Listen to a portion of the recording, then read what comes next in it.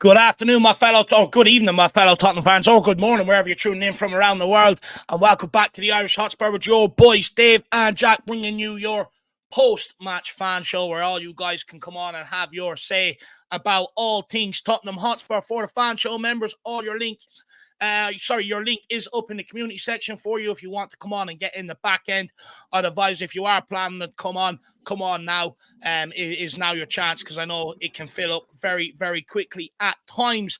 Another thing is, there's a lot of anger, frustration around the fan base. Everyone's seeing things different ways, which is good. That's what football is. It's the beautiful game. The only thing I ask everybody is, can we please keep it respectful with one another? Let's hear each other out. You can agree, disagree. I'm not asking everyone to sit here and be kumbaya, disagree and, everything all you want. But please, let's do it respectfully. Let's not start taking our frustrations out on fellow Spurs fans, calling each other idiots, etc., like that. Let's all try and hear each other out, and hopefully we come to some sort of resolution coming out the other end tonight. Jacko, how are you keeping after that disappointing result at the weekend, my man? Keeping okay, Dave. Did the best I can with sort of my coping mechanisms. Pretty much spent, the entirety of Sunday. I actually made a homemade fresh sort of a salsa, Dave, like a green salsa from scratch, which was very fun to do for the very first time. Made the whole kitchen. Hungry, Jack. Well, I don't know, actually. I think it would make your eyes bleed from kind of the smells and the vapors that were happening from like heating up the peppers and all that stuff, to get it ready. But tasted good, it was nice sort of a Mexican Sunday for myself to cope with things. But like you say, Dave, it's not the time to tear each other apart over whether ANGE is, the right guy or not, certain players, underperforming, maybe certain guys that we feel like are the problem. I think the real problem is it's actually Chirpy, Dave. Chirpy out. Enough is enough. We need to get him out of the club and get you actually in the suit, in charge, get the team back on track. That's how I felt like after this weekend. Personally, I think a lot of their problems would be solved if they had me in and around the stadium beforehand as Chirpy. But look, it is what it is. They don't think I'm qualified enough for the job. But look, let's welcome in a few people, and we'll sort of give our thoughts as we go along. Try and be nice and efficient tonight, and then start getting the guests on and have their say. So we start with Mark. Good to see you, sir. Come on, you Spurs. Big up, my man, and good to see you in the building. Talking ball, all love, my friends. Big up, talking ball. We also have Sue Smith. That was so disappointing on Saturday. We have become predictable and very easy to nullify. I definitely don't disagree with the very easy to nullify. All you got to do is go back and look at similar patterns the last few weeks. Teams are just blocking up the middle and saying to Tottenham, try your best out wide. We do not have the answers for it, and I do think a large part of that is that 5-yard, sort of 10-yard tippy-tappy football. You see when Højbjerg came off the bench and started expanding the play with his passes, and despite what people may or may not think of him going into that game, take that aside and just look, he came on, his expansive passes, and we nearly got the equaliser. We put a couple of balls in the box and caused a bit of chaos. So I think it was a great block from Michael Dawson right near the end, sort of pacified us. I understand the reasoning why we play the 5-10-yard intricate passing is because the whole idea behind it is to keep it tight so that we don't get turned over as much, right? It's sort of the way we are in possession is to try and counter the way we get countered out of possession. By expanding the play, there's a greater risk of losing the football.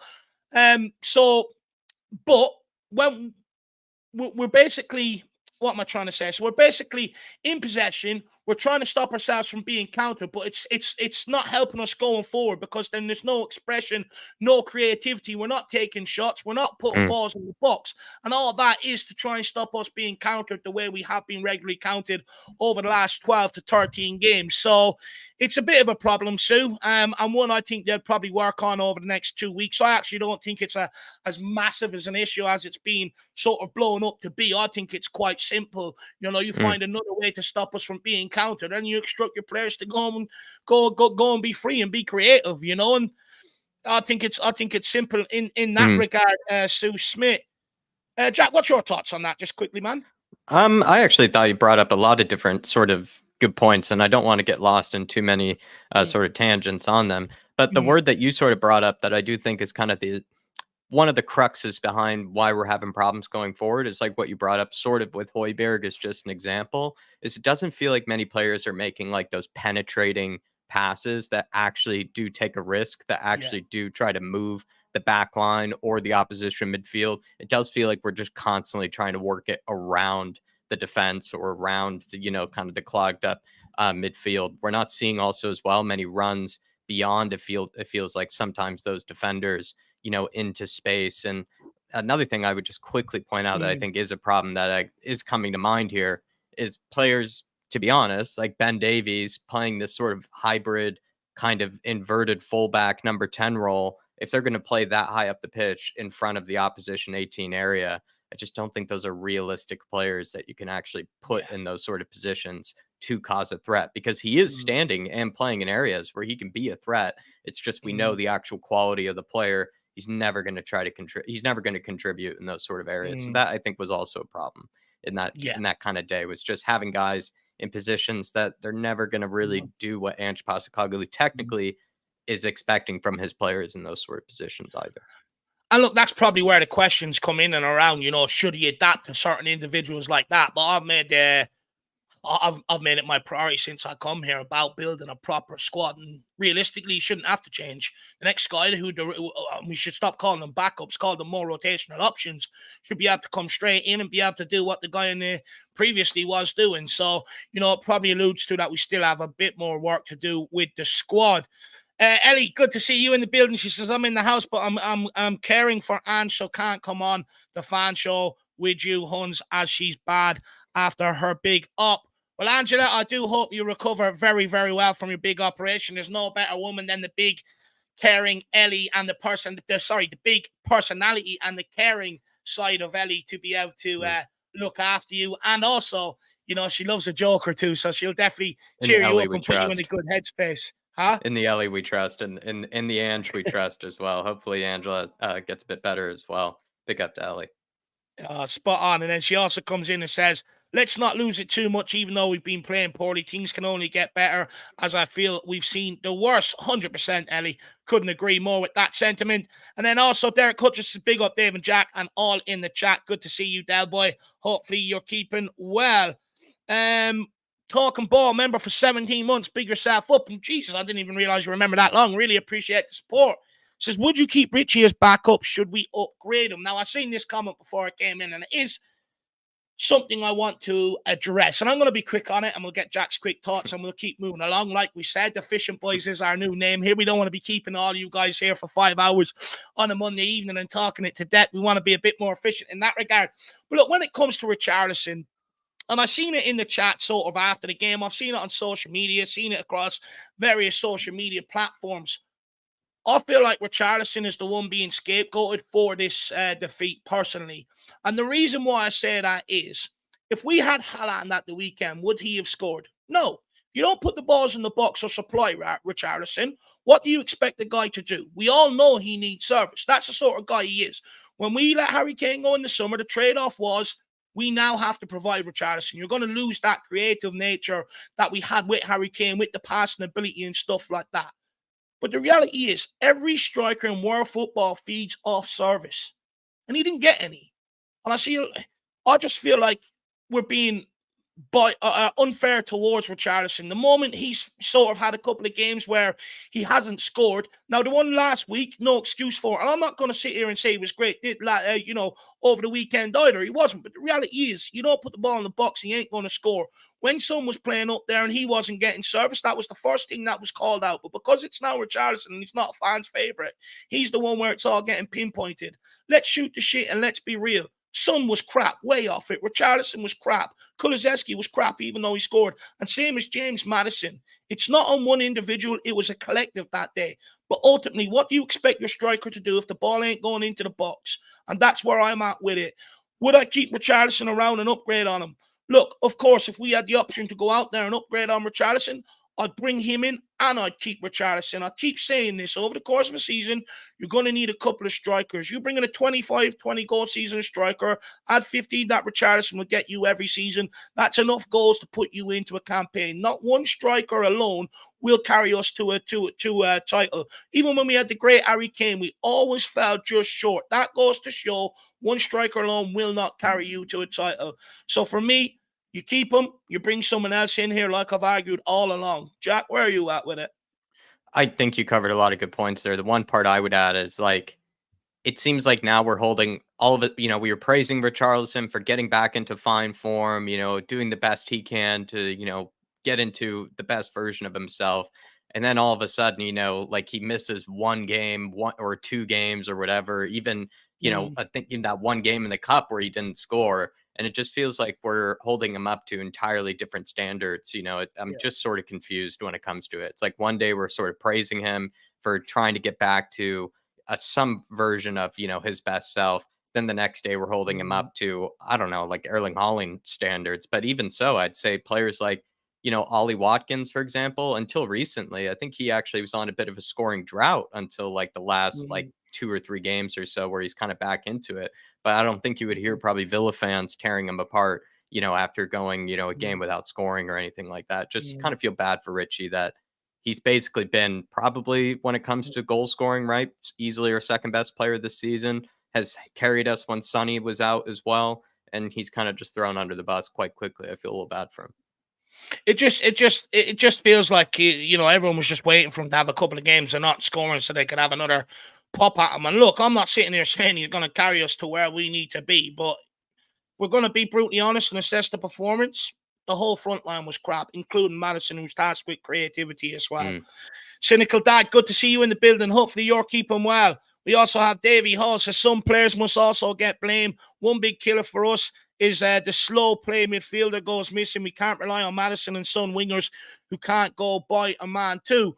But look, the other adverse reaction of all the short passing is you're not actually getting the ball out to the likes of Sonny in space where he's absolutely devastating. By the time it gets out to him, their whole defense and their whole line is shifted over. 2-3 players ready there to deal with it. So Son ultimately then has the only option to come back across. But look, there's no excuse for it. I was watching a couple of games over the weekend. You have teams that are getting players on the ball and spraying balls out wide. You go back to looking at, I seen something earlier on, Harry Kane against Man City last season, dropping deep, getting on the ball, balls out, one touch, bang, moving it forward. Why can't we do that? Why does everything have to be 2-3 touches? Romero was another one at the weekend, absolutely grinding my gears. He's standing there taking 2-3 touches, doing the usual, hopefully they come and press me. They didn't have no interest in it. And ultimately, he ends up slowing it down, moving it 5 yards to Emerson. If you're going to play that way, it has to be nice and zippy, very quick, in order to move the opponent side to side. The whole objective is to get them to move side to side so you find gaps. But when we do it as slow as we do, that's what the opposition is set up to do all week. And they're sitting there smoking Cuban cigars, Davey. But good to see you in the building. Nocky, the same people who are doubting Ange now want him to change how we play are hypocrites, and no doubt was singing we play the way we want to when we're on good form. Look, I do have a question tonight, and I'll just give it quickly. There was a lot of anger, frustration after the result on the weekend, with many questioning Ange and his tactics. Does he need to adjust, or is Ange the victim of fans changing what they were asking for in a manager when they wanted Conte out? And that was, we want a manager that comes in and plays the Tottenham away, attacking football, that worries about us and not so focused on the opposition. And I feel like now we're at the point where we're almost asking our manager to start focusing on the opposition. So let me know where you are on that. Paul Brown, evening lads. Hopefully all's well. Unlike our current instability, fully understand that will take 2 to 3 seasons to get our desired squad with signings at the moment. Don't see ambitions and desire. Look, for me, I don't even think it needs to be another 2-3 seasons. This summer, you want to be brutally honest, we're nearly 3/4 of the way there. Go and do the rest of the business. Sprinkle it with another star player in the forward line, like a Pedro Neto, to help Sonny out. And away we go. In my opinion, I think Like, if we can get a good strong to the finish this season, we don't need another 2-3 seasons, to be brutally honest. We just need to stop flapping about with, oh, he's a decent squad player. No, he's not. If there's a 50-50 debate over them, get them going, get the next guy in. That will be good enough. To be honest with you, effing hell, stay strong, people in Ange we trust. Look, me behind Ange will never waver. I went out on social media at the weekend, actually, and said to everyone, question Ange Postecoglou all you want. Questioning Conte and questioning Jose led to their sacking. Is a manager being sacked the right solution for Tottenham Hotspur? I'd argue not. Until a manager has fully his squad, like me and Jack have sort of been saying for quite some time, it's very hard to fully judge him on everything. Like, I feel like, I've seen a lot of people asking, oh, well, should he have adjusted with Ben Davies? I'm sick of them sort of questions, to be brutally honest with you. I'm sick of the old guard. We ask this question about every manager when it comes to the old guard. When are we going to learn? They're the problem. They can't play the way certain managers or elite managers, since, we started bringing them in here, they can't play that way. Just get them gone and stop holding on to them. As long as we hold on to them, we'll keep being in this circle. George Hill says Spurs will finish in a European spot, no doubt in my mind. Those calling for Ange to be sacked, we need to give their head a wobble. Rome wasn't built in a day. Give the gaffer time. Absolutely couldn't agree more with that. Big up, Kelvin. Good to see you. Fans question Ange and why he doesn't change up when it's needed, and not hypocrites, but are rarely judging a man charged with winning football matches. Hear what you're saying. I did say this in the summer. Fans don't care about style of play. When I was here and we want to play the Tottenham way, I said in the summer, fans don't care about style of play. They care about winning football matches. Now we're not winning football matches. All of a sudden, style of play isn't relevant anymore. The regular member for 27 months. Another bump on the road. Hopefully we beat Villa. Jack, it's a bit that could be the game, right? That could be the game that puts the nail in the coffin or makes our break for top four. You could argue the two teams that have shown a bit of inconsistency over this kind of period have been Villa and Spurs. Villa have had some pretty bad defeats, like, don't get it twisted, like of recent. I think ones where we all expected them probably to come out of it with 3 points. They've gotten embarrassed or had just maybe shakier performances than we would have expected. So Spurs, you could say, very much in a similar bracket, maybe slightly worse off, but you could say the battle between the two teams that we're not really sure who they are. Are they kind of in that lower end, of the European finishers, or are they going to be higher up? And we'll see who wins it out, I guess, the regular. Really appreciate for 27 months as well. Absolute legend. Absolute service. Thank you very much. Absolutely unbelievable. Big up the regular, my man. Really do appreciate the support. Look, not going to be an easy game, but we've got to find our cojones, my man, and we've got to rock up there and put in our best performance of the season. It's as simple as that. But I would argue, let's not get ahead of ourselves. Palace is our next game. They changed manager. Seeing what a new manager bounce does for us every year, we seem to change our manager. So I've no doubt they'll get a manager bounce as well. Big up Gary, big up JJ, big up Spurs GCTV, Mr. Fitzpatrick, great to see you. King Hoddle, evening, sir. Hopefully you're keeping well. Well, let's see where we are. Slow Jamrod, good to see you, my man. Lee Harvey. I'd have to get some of the old guard out of the squad before I take it over, because they wouldn't like what I have to say, and apparently you can't say mean things to them now in modern day football. Black Wolf, good to see you. This team needs leaders somehow. Someone who gets pissed and demands the best play. If we intend to compete for trophies, I don't think that guy is on the team right now.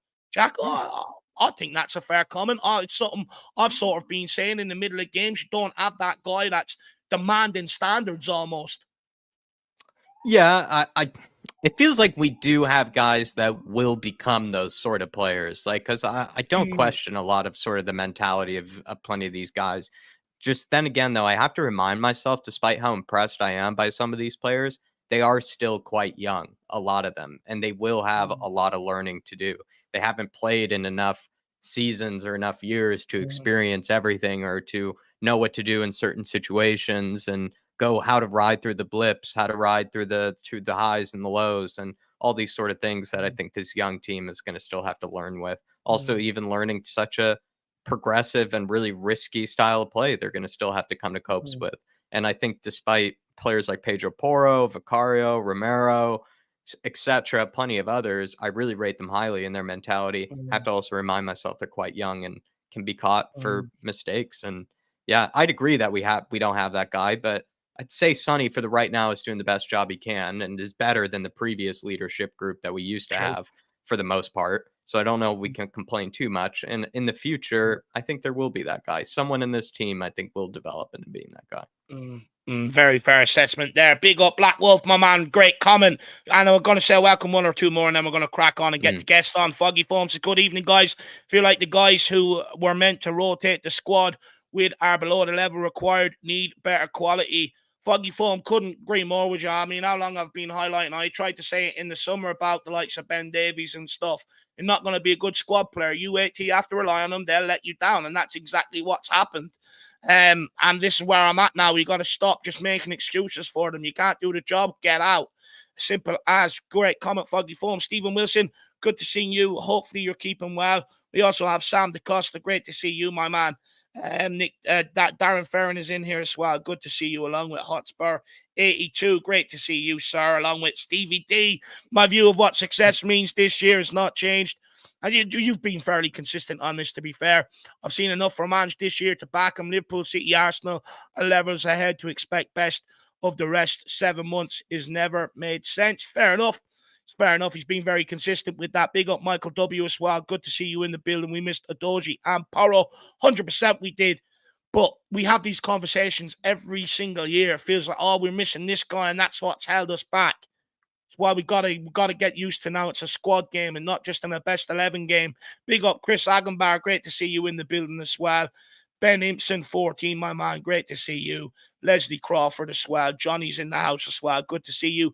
Dr. Johnny Jason Bell, my man. Great to see you, along with Tottenham.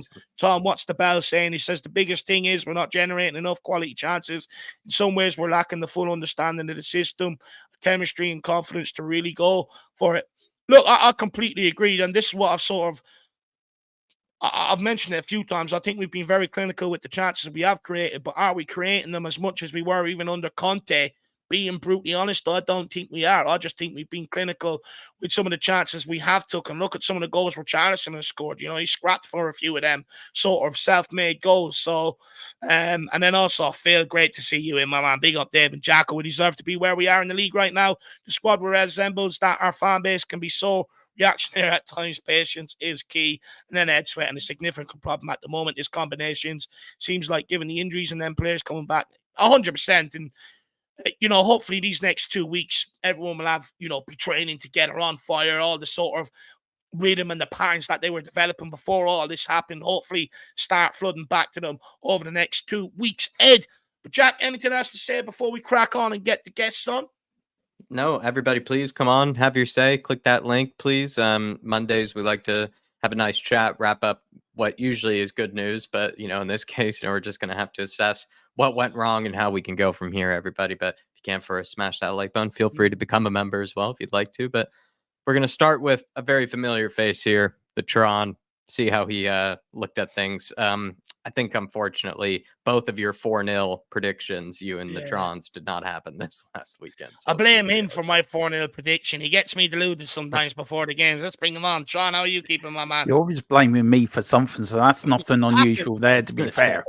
To be fair. He rings me up in the middle of the night. He goes, Dermo, I blame you. My missus is snoring. It's all your fault. I can't sleep. Yeah, I can't sleep. Yeah. I feel like the cat that's round his foot that gives a knock kick to now and again. You know, it's your fucking fault. But anyway, look, we lost. Get on with it. You know, as Ange said, we can't stand there feeling sorry for ourselves. We get on with it. You know, he said he wants to put things right. The players didn't perform. You know, it's not Ange's fault. It's the players that go out to the pitch. They have to perform. When they cross that white line, it's down to then 11 players on the pitch to put in a performance that matches the manager's drive and matches our drive. The players didn't perform Saturday. They lost. It's sad. It hurts. But you dust yourself down and you start the week again. We've got 2 weeks now to put it right. Let's just get on with it. And all these people want an Ange out and they need their heads examining. I mean, I'm a massive Celtic fan, as you well know, Dave. I don't even watch Celtic now. They are abysmal. Yeah, and that's 6 months. Yeah, they want them out. Yeah, and that's 6 months after Ange has left.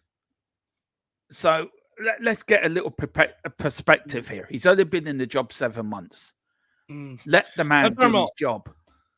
I want to ask you a little bit about maybe some of the fallout that we've seen since the game. And, Lee Avery puts in a sort of good question here. So he's doing our job for us. We like that, Jacko.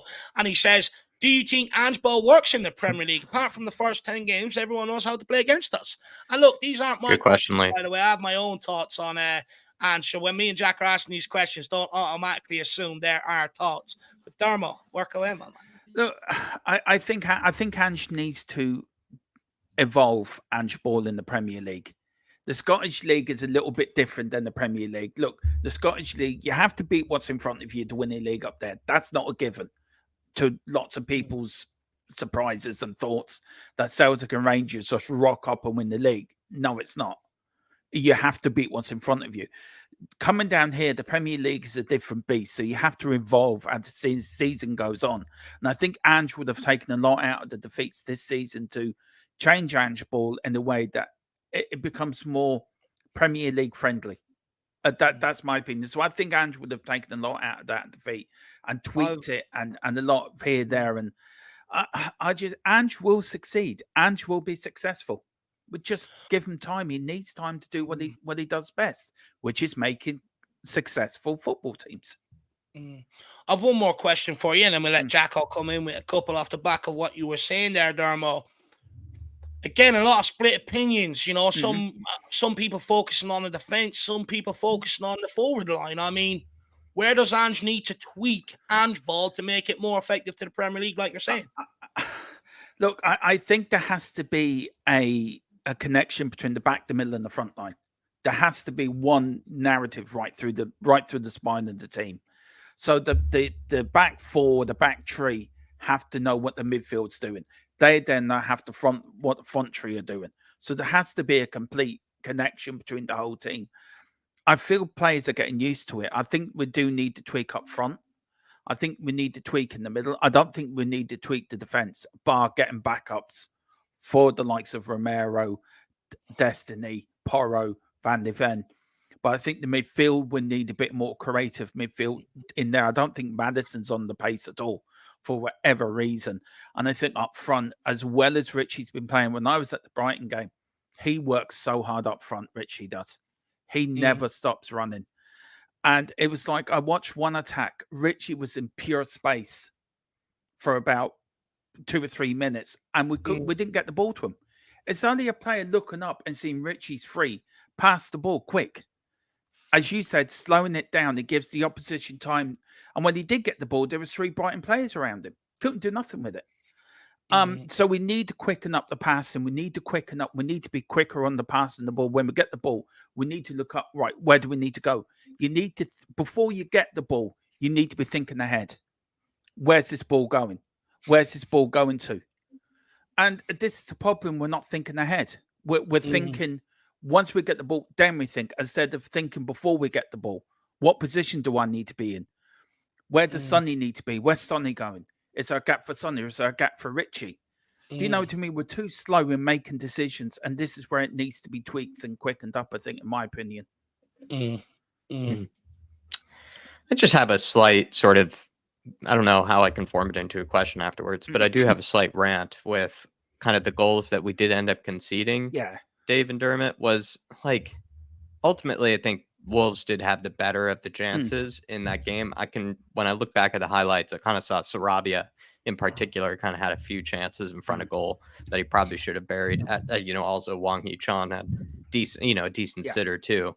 But the goals that we did just end up conceding were just so poor, like on an individual level. Like it wasn't really anything, I think, to do with Ange or to do with his tactics. Like the first goal we conceded was from a set piece. And you had probably 4 different Spurs players that you could have asked there to just at least make half of an effort to go up and actually rise and challenge that header. Like that Joao Gomez guy is easily one of the shortest players on the pitch and barely even jumped for it. It was the freest header for one of the shortest players on the pitch. It's just unacceptable from anybody that was even close to that ball. And I even think Romero, actually, crazy enough, was probably one of the closest to rise up and actually get that. He just didn't really think that he needed to make the effort or something. It was pretty shameful, I think, on a lot of players' parts there. And then on the second goal, Emerson looks behind him, looks to see if there's somebody that it will be squared to if he does bite and goes after Pedro Neto. He sees that no one is there. He closes down Pedro Neto. And then there are 4 players that like walk towards the ball where Emerson is and just ball watch Pedro Neto and Emerson and leave the 2 other runners that are wide open in the box, where we actually had enough players to defend that second goal. They just all went to the ball where Emerson was marking and just ball watched. And it was pretty sad and pathetic again, defending, at least in my opinion. So this could have been, Wolves didn't have the best of finishing. This could have been a different game if Spurs were better going forward, if there was a bit more decisiveness to us. But the goals that we actually ended up conceding, Dermot, are pretty frustrating if you ask me, on like an individual level. Like, I think it's ones that Ange would even just be like, come on, guys. Yeah, it is frustration. It's somebody said in the chat, schoolboy errors. And I agree with that. That's what it is. And I feel this zonal marking needs to be ditched. I think we need to go man to man. And I feel like the 2 goals we conceded were just stupid errors of us not switching off. Just, that would do. Yeah. Where this is the Premier League. Teams will punish you if you switch off. If you don't take your chances, if you don't punish teams will punish you. This is what the Premier League's all about. And we've got to realize we have to keep switched on for full 98 or 99 minutes, how long the game is. It's not a 90-minute game anymore. It's a 100-minute game now. So we have to keep switched on. And I feel the players on Saturday let us down. Nothing Ange could have done. Ange could have made substitutions earlier, could have tweaked things. It's still the 11 players on the pitch that when they go on over that white line, it's their responsibility to put in a performance for the manager, for the fans, but for themselves, so they can walk off and thinking, okay, I'm proud of that performance. Any player that walked off after Saturday shouldn't have the guts to say I was proud of that performance, because it wasn't a good enough performance. I was there at Brighton, and I know, Dave, you say we didn't play well, and I stick by. I saw the game a little bit differently because I was there live, and there was patches in that game when we played really well. There was patches in that game we were woeful, but we took our chance and we won the game. But let's not mistake here. Let's not get ahead of ourselves. This is a work in progress.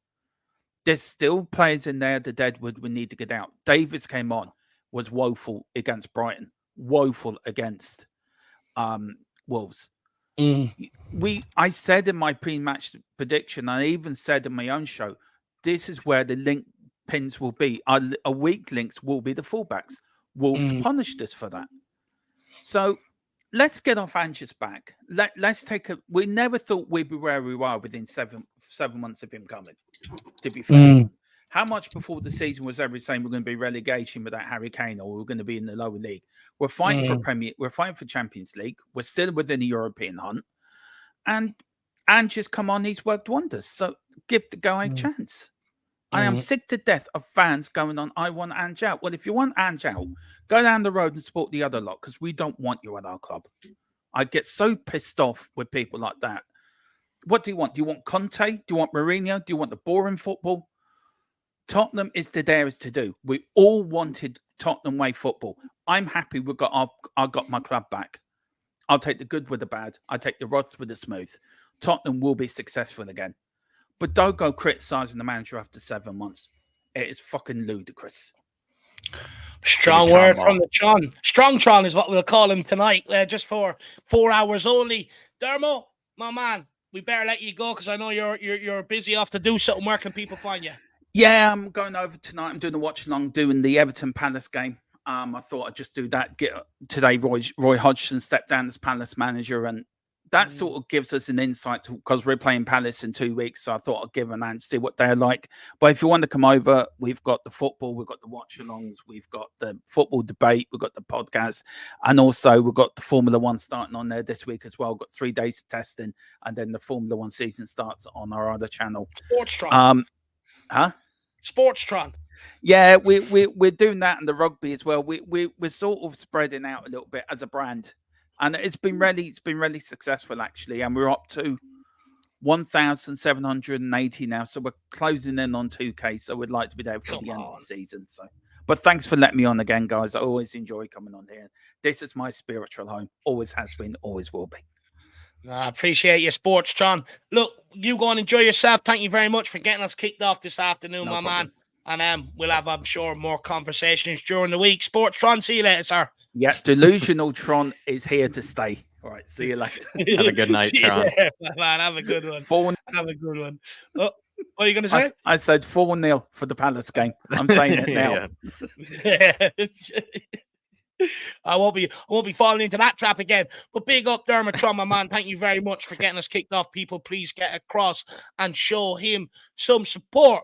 Just a quick question here from Phil Coyce. I'll maybe kick off the answer. We'll bring in the next guy and let him answer it with us. Phil Coyce says, with our wingers being so poor, wouldn't it be a good idea to play a 5-3-2 with Adoji and Porro getting further forward? Madison in the 10 with 2 strikers, Sonny and one other Dragusin in the back 3. Look, I hear what you're saying, Phil. But would I be mistaken in saying everybody did most of the fan base not hate that last year, the 3 centre-backs with the wing-back? Did they not hate that sort of formation? Maybe I'm mistaken, or maybe was it the players in that formation? Look, I would argue Conte tried to play out from the back. People make it sound like he tried to play Allardyce ball or Deutsch ball, pump it long. He tried to play out from the back. We just didn't have the players. Look, maybe there is an argument. Maybe it is something Ange might look to do going into the summer. Look, let's wait and see. I'll put it to the next guest, though. Let's bring him on. Let him have his say on it. Where I think it's Rhino. Am I correct, Jacko? Yes, sir. Let's get him on and hear what he has to say. Rhino, how are you keeping, my man? Good evening. Yeah, good evening, guys. Long time no see from you guys, I guess. Look, it's good to see you. Good to see you back, and good to see you in a good place, my man. I mean, look, let's kick it off. With Phil's question here, and then we'll find out what you thought of the game over the weekend. Do you think if we reverted back to maybe the similar formation that we played last season, now that we've got better players to maybe implement that, would that help us going forward? And I think maybe he's alluding to probably solving maybe our creativity issues. No. Everyone despised it the first time round, and it's not it's like what Dermo said. It's not the Tottenham way to play attacking. We need to play attacking football. And the only way of doing that is just trusting in Ange. And I would look, at the beginning of the season, I was on the fence with Ange because I didn't know nothing about him. Put my hands up, granted. I didn't know nothing about him. I only heard, obviously, things from what I thought I heard from one side of Glasgow. And obviously, I was not sure, but since the season's kicked off, I don't want to sound like I'm being disrespectful. If anyone thinks I'm being disrespectful, please tell me. But I think they're gonna need to get their heads checked out if they think they want to. If you want to get rid of Ange, please don't. Is all I've got to say for that. Because I feel like we become the new Watford if we got rid of Ange. Would you say that, Ryan? Like it's just sort of a manager in, manager out every season. No, look, I don't think we'd look like Watford. It would probably be more like the Rent Boys, personally. And I don't want to be going down that route. Except they were winning things and we don't win nothing. So it's kind of like just stick with. Ange has got my backing at the end of the day. Ange has my backing, and there's no one else going to persuade me any differently. Dave, you can't. Jack, and you can't, and no one else can because I've got my own mind on Ange. So if you're fully 100% behind Ange Postecoglou, where's the areas of improvement then that needs to be made then in your eyes? Well, it's obvious, isn't it? We keep going back to the same thing again. I've said it on this channel to you and Jack so many times, and I'm not going to keep. I don't want to keep repeating myself, to be honest. But obviously, I think you both know who I'm talking about. Levy? Yeah. So you think he needs to go in order for this club to really maybe kick on and go from a club playing from top 4 to winning titles? Yeah. What is it? What could he have done this? What could he have done this January window? Do you think? Dave is pretty upset that Werner was brought in. Could he have brought in somebody else? Do you think? Well, I do also I'm not understand. saying he was pretty upset. I do also understand. Dave was crying every night. I do also understand we couldn't go out and sign a Vlahovic first of all, just before Rhino answers. I do understand that also. Could he have done something this winter window? Do you know what? He could have done a lot more than what he did.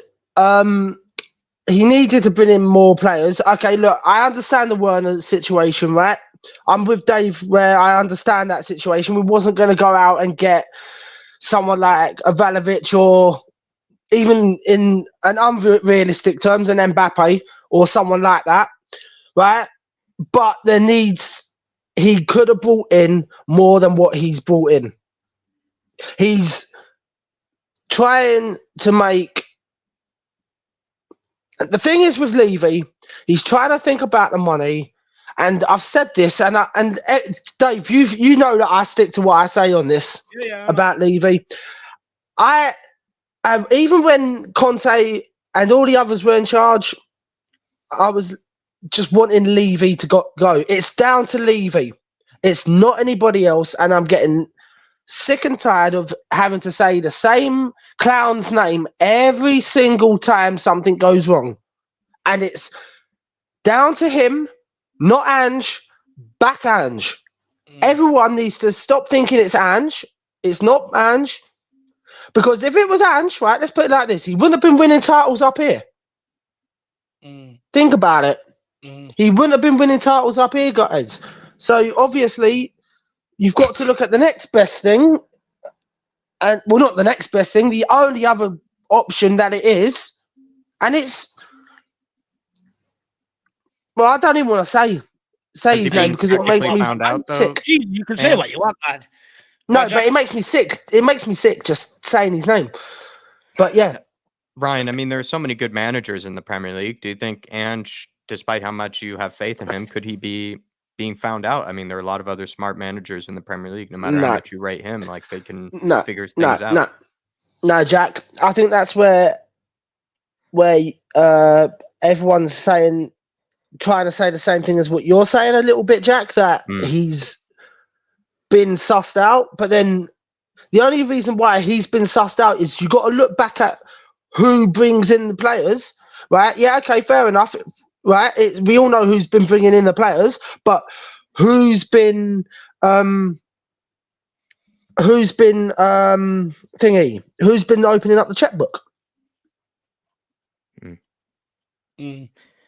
I find it interesting that over this summer, I think we have gotten a lot of the recruitment pretty much spot on and pretty much well done. But it's kind of the classic question of, could there have been a bit more?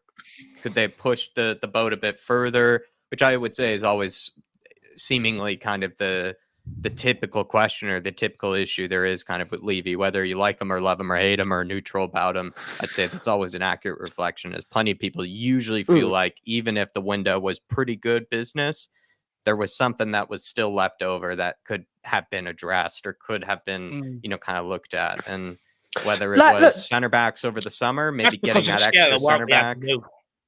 Yeah.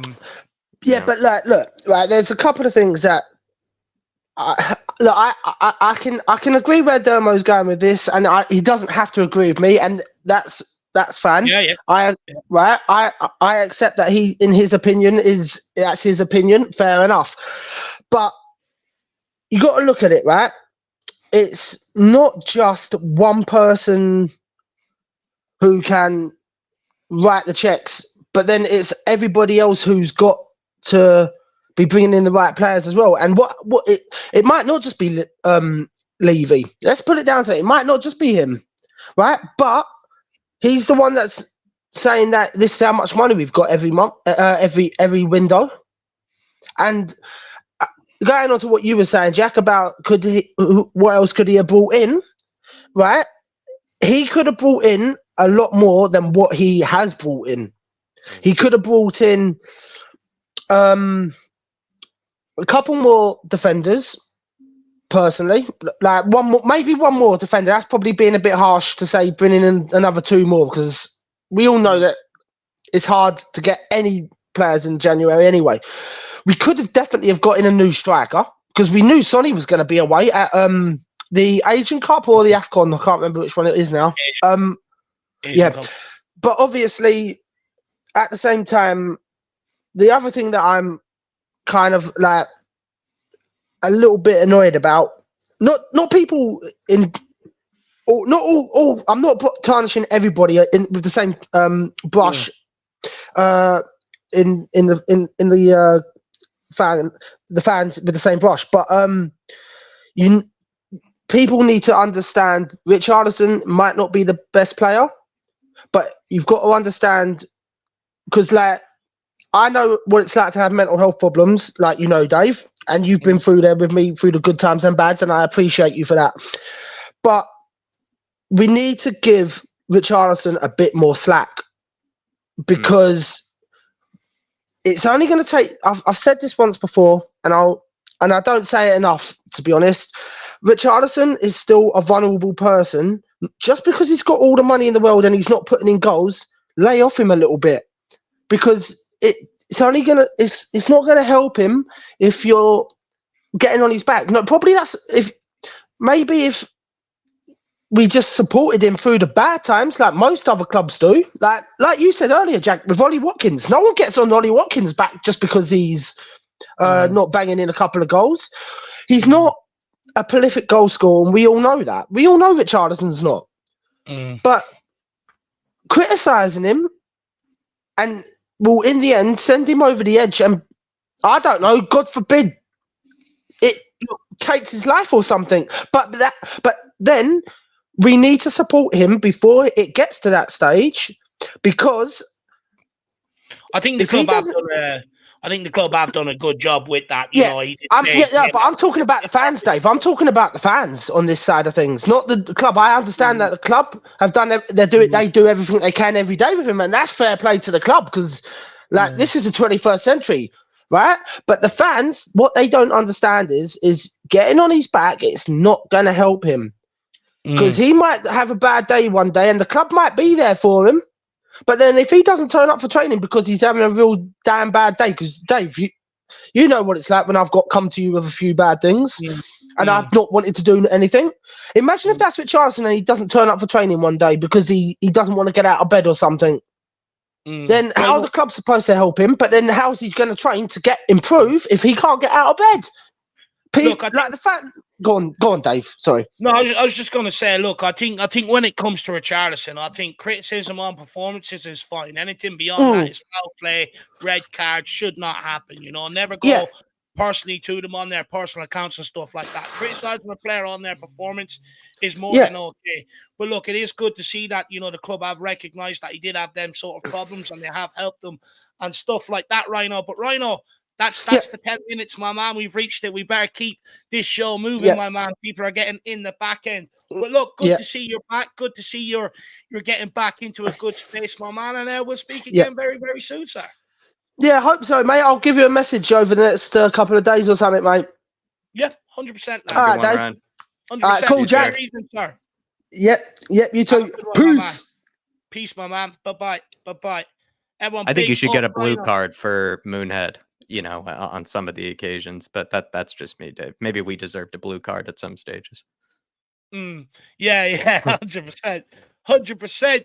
But look, we will keep this moving. Who have we got on next? I think it's Big T. Is he there? He is. Let's get him on and hear what Big T has to say. By the way, guys, keep getting your questions in. If there's anything that's on your mind and you want it discussed, feel free to put it in a question in the chat. We'll bring them up to guests as we go along.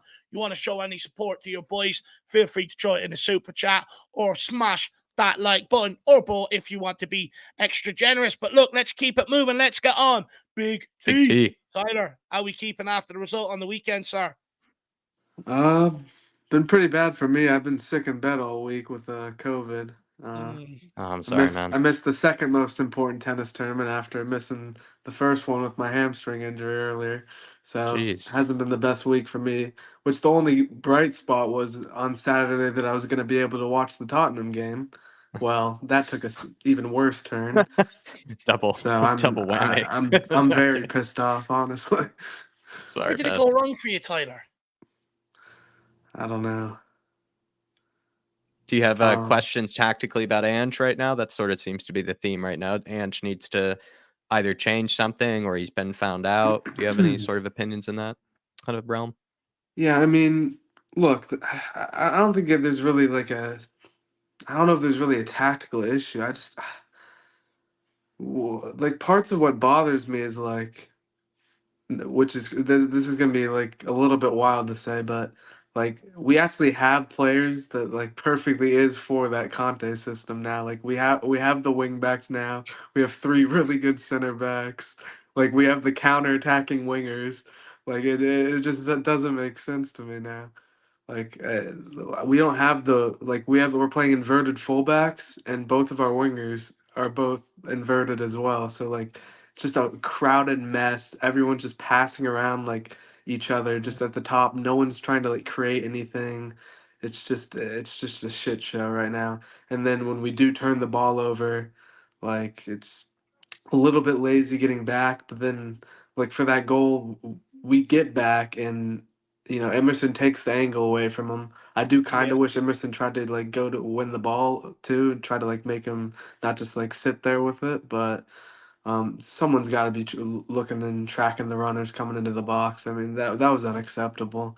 I mean I think it was like Van de Ven, Davies, Basuma got back after turning it over and then just sat there afterwards watching, you know, whoever that I don't even know what was it, João Gomez. I'd Yeah. never even seen the guy play. Honestly, I haven't really watched Wolves this season, but Do he's you know sitting there what on wide that, open. Tyler? I think Van de Ven done the right job to try and get across to help Emerson. That would be his job there. But it's Basuma I'm really focused on. I'm really frustrated. He was given his chance and, a chance to show Spurs fans, that he let down before he went away to AFCON. It was a poor touch on the edge of the box. It could Yeah. happen. I'd argue, why take the risk? Go and have the volley anyway and see what happens off the back of that rather than take a touch where they're looking to crowd you out and stuff like that. Okay, I can accept that. That's fine. But it's what he does after that. He just runs Compounded back error. aimlessly. He doesn't even. All it does is take Yeah. a look over your shoulder. You spot him, and you go and close down the angle to that pass, so he doesn't receive it. He doesn't do it, and that's what really infuriates me. And it's like you have a point to prove, and he just didn't do it. And it's really really frustrating in that regard.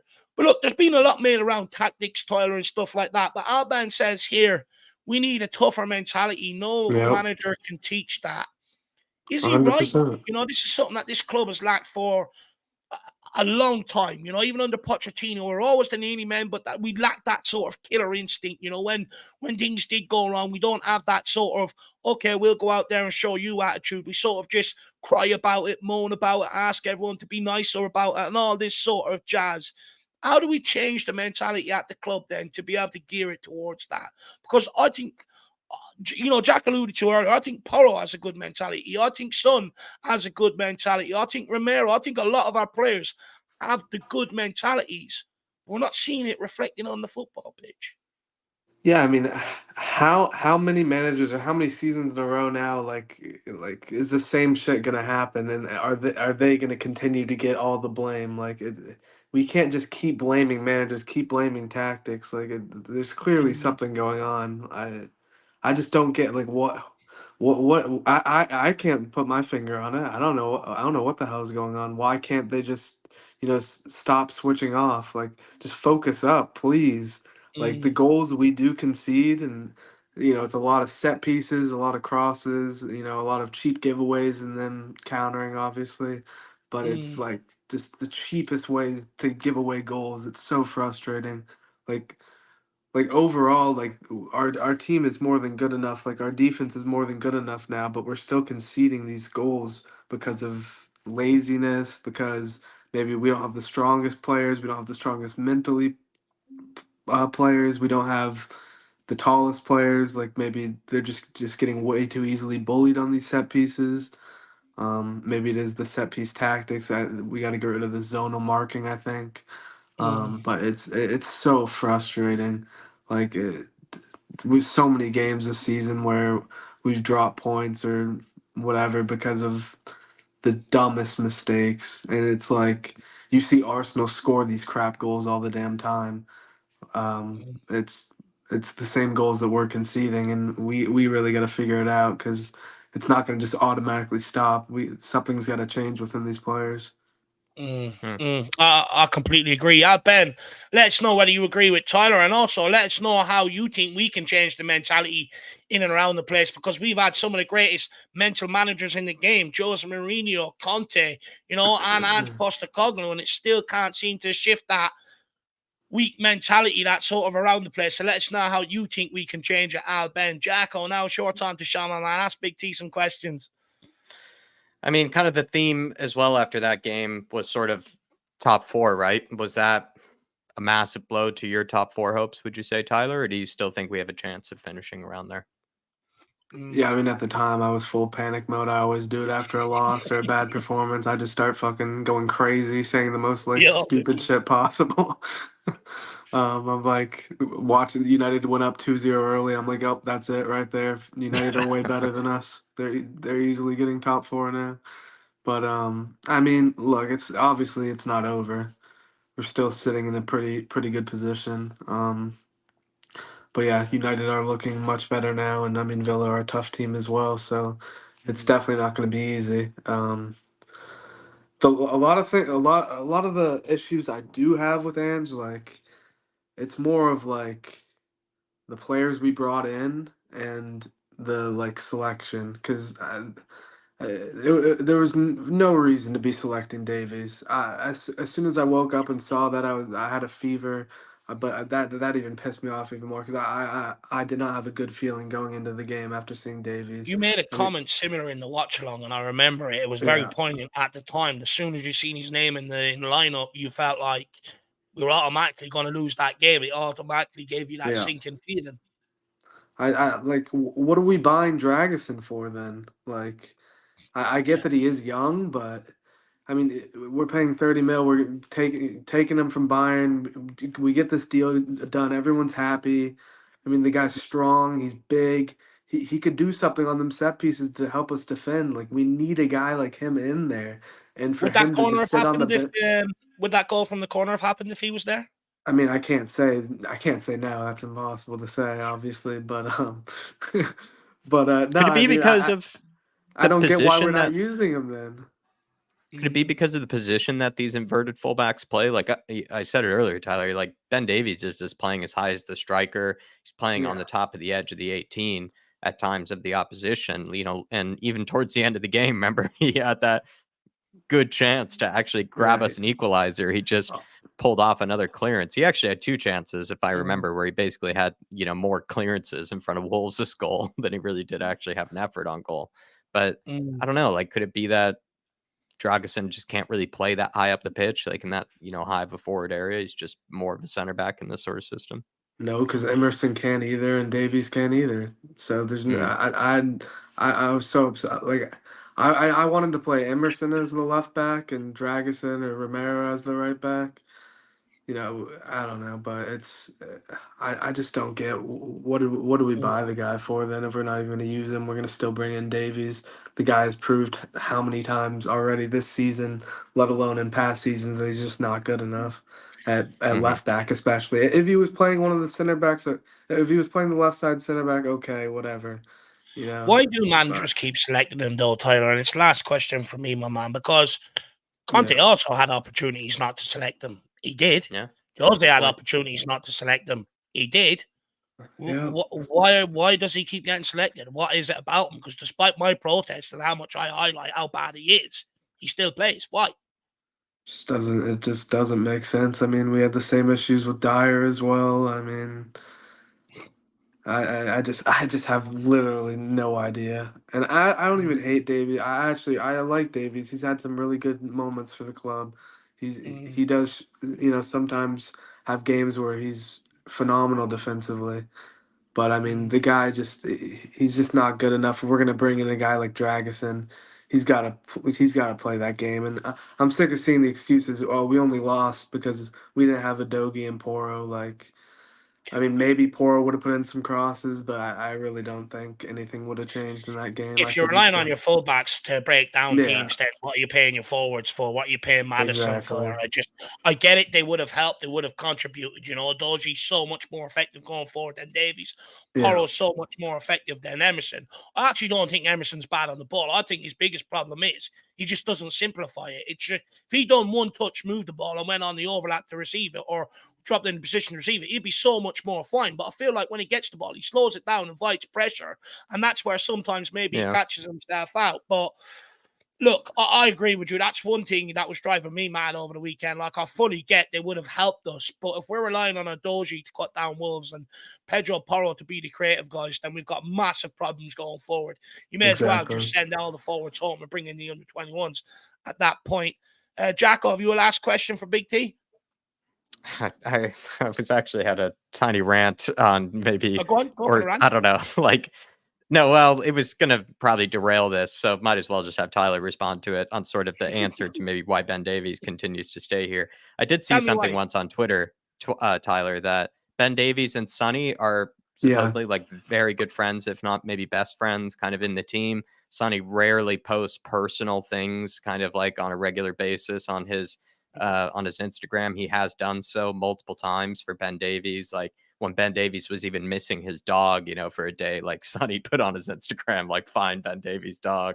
And he's like, I think one of the best men at Ben Davies' weddings as well, like, or something too. So I heard, and someone theorized, it's like one of those, like, when you got like when you got picked for a team or something, Tyler, you know, you did the like whole package thing, like, you know, me and my friend are a package. And I'm wondering if that's the case here, where Ben Davies is the best friend package, where if we want Sonny, we have to tolerate Ben Davies. And that was Dyer and Kane.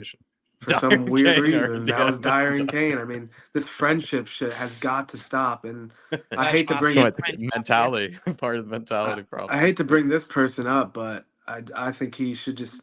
I think he needs to move on. He's got to get out the club as well. I don't want him talking to any more of our managers, you know, putting ideas for his little friends. I think Ryan Mason has to go. I just get rid of him, honestly. Let him go do his own thing. Let him manage a League One team, a League Two team, whatever he can get. He needs to move on from the club because he has way too many friends in the team and around the team where he can have an influence.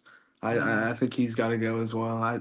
We got to get rid of some of this friendship crap that's going on. Like I want our players to be close, but when it gets to a point when you know it's affecting the team, it's affecting the level of the team and the players that are going to get selected. This shit's got to stop. I mean, there's something seriously wrong in the squad still. You know, I don't know what it is, but we're still seeing the same issues we get every single season. Nothing's changing. I don't get it. You know, it doesn't matter what the manager is, the play style. It's the same results. It's the same bullshit every season. We got to figure something out. You know what, on that, Tyler, just quickly, and we'll let you go, my man. Jack knows I spend some of my time, not all, some of my time looking back at historic patterns. Yeah. Jose Mourinho got off to a very good start. Got a couple of injuries. It all fell off when he had to rely on the squad. Conte got us Champions League, got off to a very good start, very similar to what Postecoglou did at the start of the season. Yep. Completely fell off when we got injuries, World Cup, suspensions. He had to rely on the squad. Postecoglou, 10 games unbeaten. That Chelsea game, we got injuries, suspensions, and stuff like that. In comes the squad players, all of a sudden it falls off.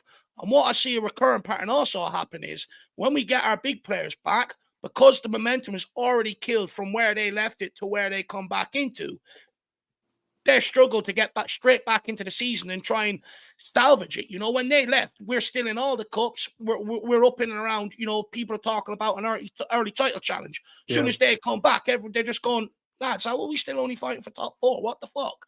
And their momentum is then killed. For me, this is what I keep saying. Get rid of the squad players, build a proper squad. You'll see much more different. And then we won't be sitting here every single year asking questions of the manager every single game we lose. Yeah. But Tyler, hopefully we've given you some therapy and cheered you up a little. A little bit. It's good to come on and speak to you guys as always. That always does cheer me up a little bit for sure. I think your final points were actually really much in line with what Al Ben was kind of touching on earlier. So really good points to end off on. And you actually spun what was a really stupid thing that I had brought up with the Ben Davies, I think sort of it's love I and was sunny. actually So going to bring that really up good too. spin from yourself there, Tyler. Very well done. Very well done. Big up, Big T. Yeah, All right. thanks a lot. Thanks a lot, guys. Have a good one, everyone. Come on, Have a you good night, man. I Spurs. hope you feel better. Hope you feel Yeah. better soon. Thank Come you. on, Come on, you Spurs. Spurs, Appreciate it. Tyler. We roll again for Palace. Let's go, my man. Come on, have son. faith in See you soon, man. Ange. Have faith in Ange still as well. We can't keep doing the same thing, man. We really can't. Have faith in the manager, back him, and let's hope we bring in some players that better fit this team and get some wingers that can put some crosses in, take their man on, and get some better goal scorers as well. We're gonna be fine at the end of the day. We really are. So just keep the faith, guys. Come on. Spot on. We're not Sheffield United at the end of the day. You're right, Big T. You got to take Thank joy God. where you can, my man. See you soon, lad. Later. Have a good one, Big T. Big T hitting some nails on the head there before he bounces off. You should be made illegal to drop out with that many troop bombs, but big up, Big Tyler. Building the house. Everyone wish him a speedy recovery. Jacko, Davy Shire, who's the lucky recipient here? Longy, I believe, has been gifted the membership. Big up to Longy. Do appreciate you tuning in. And if you do tune in, you might have a very generous fellow like Davy Shire here popping in, gifting yourself a membership. So everybody do be prepared at some stage. Maybe you might have that chance to come on, have your say, have a chat with us, take advantage of some of the members only content, all that good stuff. Appreciate you, Davy Shire. Hopefully you're all right this summer day. I think I saw you in the chat saying it's another sizzling one. I wouldn't doubt it. I imagine you're in for a few weeks of sizzling weather by the looks of things. And me personally, like I said to you last time, I kind of enjoy it. I'm a bit of a lizard, or a bit of a kind of a in the reptile category myself when it comes to it. I kind of do enjoy a nice bit of hot sun, even almost too hot. I still enjoy, but hopefully feeling well. Hopefully you're doing okay. Big up to Longy as well, getting that. Yeah, big up Davy Shire. And Longy, make sure when you tune in next, or if you already have, to big up Davy Shire and thank him very much. Is it me or have I got problems? But as soon as you said the word sizzling, or Davey puts in how hot it is, I automatically think of food. But big up, Davey. Up you're keeping well, sir. Another hot day in Australia. I don't envy you. Maybe you should move to Ireland for the winter months. I think you'd be a lot more happier. I know I am in the cold anyway. If I had my way, I'd live out in the Arctic. To be brutally honest, if I had good Wi-Fi, some would argue I'd probably get better Wi-Fi out there than what I currently get, Davey, but big yourself up. Just quickly, Jack, I love the way, you stalk the players' Instagrams and their lives and follow them and everything else. And, that's something I didn't know. So I'll bear that in mind going forward. There's always value in it, Jack. Never hold back vital information like that. Paul G with the super chat just says, just something to say, keep up the hard work. Come on, you Spurs. Do you know what the hardest thing about this is, Paul? Is when we lose. I don't know what it is. I just don't like talking about it. I don't want to shit on the club. I'm angry. I'm upset and everything else. The hardest thing is to roll yourself out after a loss and come and front it. That's the hardest thing about it, to be honest. When you're winning, everything's enjoyable, kumbaya, hurrah, whatever you want to do. It's brilliant. But Appreciate big you, up, Paul G. Thank you for the support. Really appreciate it. And then we have this one from Tin Man. So, Jack, what we'll do is we'll both give our not quick, but we'll both give our answers on it. And then we'll bring in the next guest and let him also have a say on it. And this is from Tin Man 007. Big up, Tin Man, James Bond. Hopefully you're keeping well, sir. Says, guys, not sure if you remember, but a few times now I said Son is wasted on the left. Far better centrally, especially with Matters back. But also, Richie, I'm afraid, is just not good enough. Now, just quickly on that, from my point of view, I hear what you're saying. But for me, the evidence has proven Son has played there most of his Tottenham career. He can play on that left wing. Let's not all of a sudden think that Son cannot play there.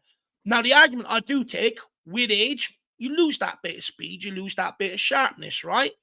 Then you look to put him down the middle. For me, where I'm at this season, you keep him out on that left-hand side because I think Son is far too valuable in terms of creativity. Let's not forget he also suffered a very similar problem to what Richarlison suffered at the weekend. When he was down the middle, there wasn't balls going in the box, but I'd also argue you couldn't put them in the box because he's not a player that'll go and meet you with his head like Richarlison. We put Richarlison down the middle and, we start finding goals in that again. But where I'm at with it, you go out and buy me two world-class wingers, one right, one left, and let the others compete in around that. You let Son and Richarlison compete up the front next season, and that should be good enough to fire you towards a title. Obviously, Son would probably start, but Richarlison, I think you keep around. I think there's merit for someone like a Richarlison. You know, if it's not working out with Son with all the pretty football and trying to hit teams in behind, you then got to change it up. Get Richarlison on the pitch, even on the pitch with him, and put balls into the box and ask Son to get himself in and around with Richarlison for knockdowns or anything like that. But you do need them two options. For sure we do. But that's where I'm at with it. And I do think, like I said earlier on in the show, I think Richarlison has been scapegoated for this performance. If you want, everyone's, you know, questioning what did Richarlison do. You don't put the ball in the box. What do you want him to do? His job is to score goals. Everyone else's job is to provide him. If you don't provide him, he becomes non-effective. We know he's not a guy that's going to pick up the ball and bang one in from 40 yards and stuff like that. Even Harry Kane, even how good he was, he still had to rely on service for the majority of his career. That service don't come. I don't blame him. He wasn't great, but Son was shit. He didn't do anything. Kulu was shit. He didn't do anything apart from the goal, which was a moment of individual brilliance. Apart from that, he didn't do anything. And James Maddison done bugger all game as well. So, look, you know, we can single out players, but it's not going to improve the problem. The problem is a collective. It's a collective, all of them. They're not linking up together. There's no fluidity, you know, stuff like that. There's no combinations. It's a collective problem. That's where I'm at with it, Tim Man. And to be honest with you, forgive me, because I rarely disagree with you. But on this one, I'm going to disagree slightly. But I'm also sort of meeting you in the middle by saying next season, the two of them, as you're competing, fighting for each other up front, because obviously, Son, when you get older, you will lose that bit of pace that maybe made you so much more effective out wide. Jacko, where are you at with it? I agree with a lot of the points you made there. Tim, man, I think Sonny, though, to agree with you, is easily still, and probably for a couple of years, will still be the best player on a technical basis, on an intelligence basis in that whole forward line. Like, he is better than Richarlison on a technical level, better when it comes to his movement, better when it comes to decision making, a lot of sort of things. At the end of the day, though, Sonny is only one human being, and he will come up against, when he's playing in that striker role, tough, low block, defensive-minded teams where there's going to be no space whatsoever for him to be able to move in, get involved in much of the play. If he does try to get involved in the play, he'll have to drop really far back in order to do so, and then he's moving himself further away from where he needs to be, which is close to the goal, in order to score. Richarlison has, I think, right now, currently, the best sort of presence in the penalty area of anybody in this team right now. Like, if you're looking to swing balls into the box, get a cross in, he is the guy that has a better chance of losing his marker, getting to it, and meeting it. Maybe his conversion rate is nowhere near Sonny's. That's definitely true. But he has a better chance of bullying his defender and rising to the headers. When we come up against these Wolves teams, these Brentford teams that are just going to put every man and their mother behind the ball, I just don't think there's that much space for Sonny to work with in the central areas. Where there is more space to work with is in the wide areas. And Sonny's also, like I said, our best player. So let's put him in the wide areas where there's going to be space. It just feels like it's actually more dependent on the game where we play Sonny. If there's going to be more space in behind through the central areas, maybe play him in this game, like down the middle. But if there isn't, why waste him through the center? Just put him in the area where he's going to get on the ball. Because when it comes to any of the forwards, he's still the best player that I would like to see on the ball, making things happen. So that would be then against a low block, I'd put him out on the left. No, very well said, Jack. Very well broken down. But Tin Man, let us know whether you agree or disagree with that, my man. Please do let me know in the comment section below. Let's bring on the next guest and let them have their say on this as well. And then we'll also find out, you know, how they're feeling after the game. Who's next? Is it Shawnee, I believe? Or Donovan? No, I think it's Donovan, if I have that right. I think Donovan and then Shawnee. By the way, this guy has one of the best ultimate teams I've seen when it comes to Tottenham Hotspur. Absolutely ridiculous. Jack, do you know the way I was moaning to you about not having a special Benton core and all this sort of special cards and all? He does. Well, he's just used the evolutions and he's evolutioned them all up and he's got an absolute sick team. Let's bring him on. Donovan, how are you keeping, sir? Hey, I appreciate that clout, man. That shout out, dude. That Evo team's pretty I was awesome. raging. I was so jealous when I seen it. Because Jack cooking knows on the ultimate team. Jack knows every season on the Ultimate Team, what I do is do Tottenham past and present and, combine them together. And I was only moaning to him there the other day about not having enough options. And then I seen your team. I felt sick with myself, to be honest. Yeah, that 92 Ben Davies is my hidden gem, man. You just do the Pep Legacy and the Marauder one, and next thing you know, you got a beast in the back there. But maybe that's why I got a soft spot for Ben Davies. Who knows? So. Look. Well, I'll allow it just for today only, Donovan. I'll give you a free pass because your Ultimate Team has inspired me. I've gone and done a couple of evolutions myself, since then. But look, let's take Tin Man's super chat here. Let's start off with Richie from the weekend. Where are you at with the Richarlison performance? And most of the fan base saying, look, he's just not good enough. Do you agree with that? Yeah, I'm just reading that now. Sorry, I just had a bit of macaroni, something in my teeth. Yeah, I don't know. Like, I try not to get too, like you said earlier, Dave. Like, you don't really want to come to this after a loss. You kind of just want to brush it off and get over it. You don't want to get too critical anyone. I don't want to have a go at any of our fans because the fans make the club, and there are frustrations. If nobody likes to lose, but I would say that as a fan base, we have a history and kind of a pattern of being over exuberant when we win and a bit over critical when we lose. So, from the happy clapper Jack, right, to the exactly. cynicism. I was thinking to myself. Yeah, to the cynicism of Mr. Harris there. I think that we have to find that neutral ground. And you could say that, yeah, sure, maybe Son could play through the middle. But then once he has a game where he doesn't get any service, he can't win the ball in the air, then you're going to get on him for not being out wide.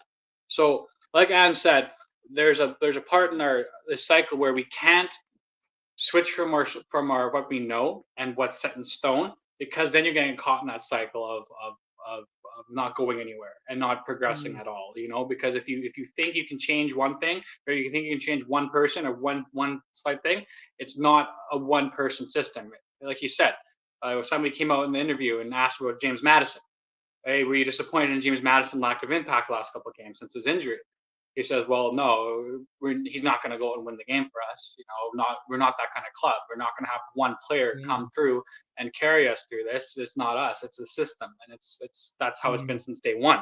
Not to rant, but we until all 11 players are on the same hymn sheet and singing from the same song, then we're going to start getting comprehensive results, and then we're going to start tightening the screw.